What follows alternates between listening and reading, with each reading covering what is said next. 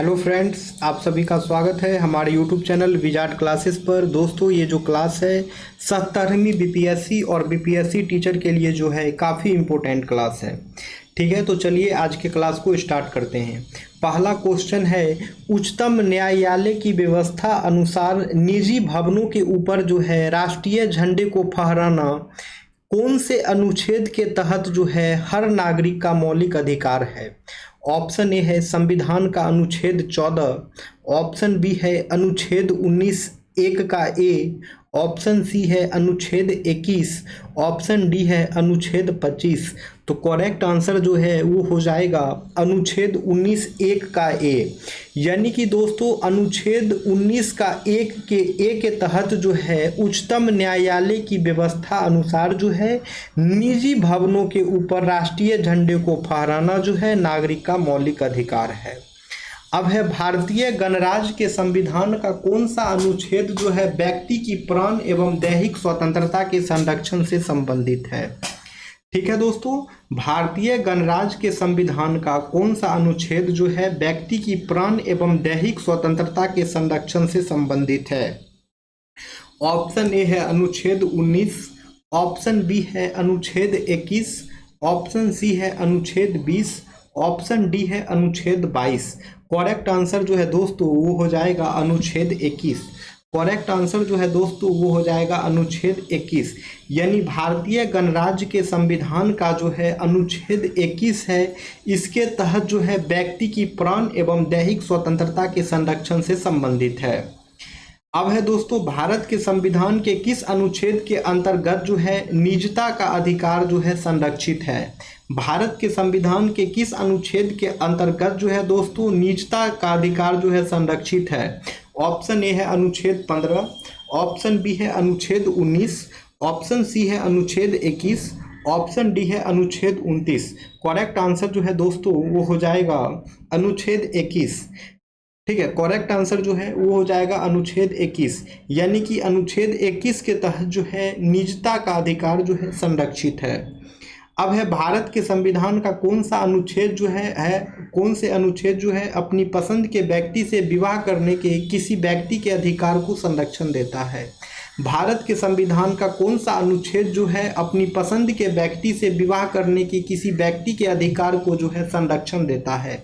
Option A है अनुच्छेद 19, option B है अनुच्छेद 21, ऑप्शन सी है अनुच्छेद 25, ऑप्शन डी है अनुच्छेद 29।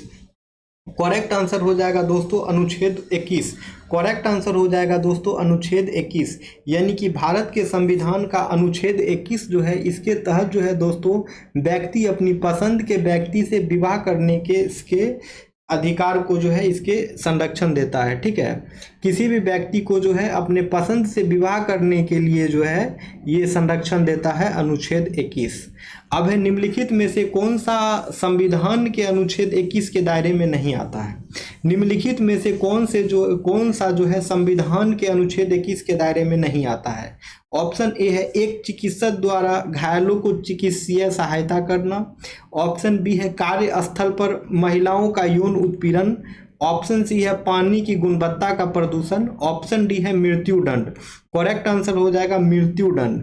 करेक्ट आंसर हो जाएगा मृत्यु दंड। ठीक है, मृत्यु दंड जो है अनुच्छेद 21 के दायरे में नहीं आता है।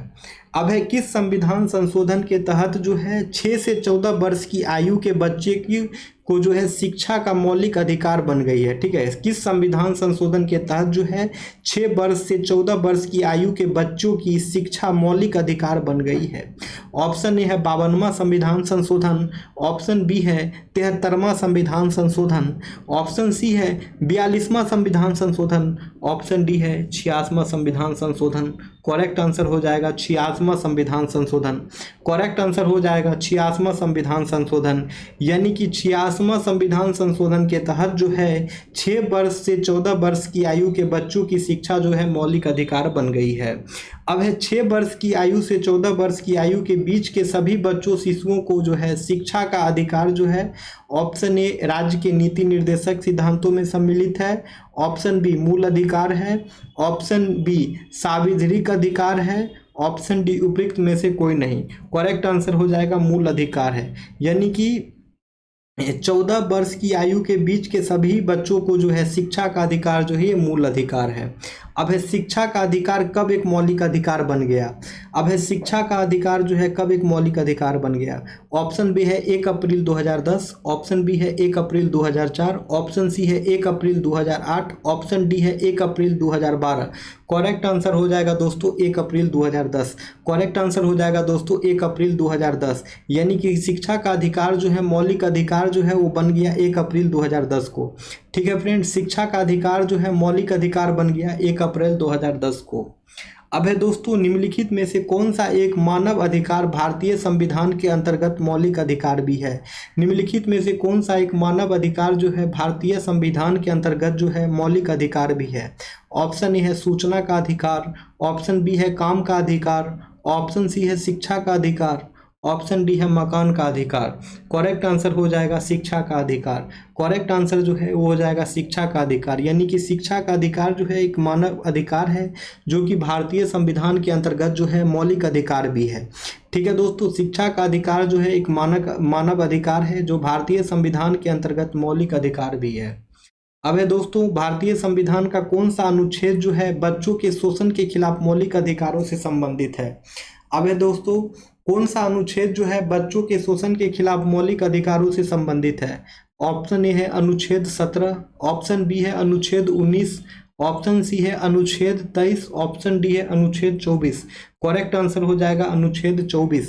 करेक्ट आंसर हो जाएगा अनुच्छेद 24। यानी कि भारतीय संविधान का जो है दोस्तों अनुच्छेद 24 जो है बच्चों के शोषण के खिलाफ मौलिक अधिकारों से संबंधित है। अनुच्छेद 24 जो है भारतीय संविधान का वो बच्चों के शोषण के खिलाफ मौलिक अधिकारों से संबंधित है। ओके फ्रेंड्स, तो आज के सेशन को यहीं पे एंड करते हैं, फिर हम लोग मिलेंगे नेक्स्ट वीडियो में। जो भी लोग नए हैं चैनल पे, चैनल को सब्सक्राइब अवश्य कर लें ताकि आने वाले वीडियो का नोटिफिकेशन जो है आप सभी को मिलता रहे। Okay friends, thank you everyone.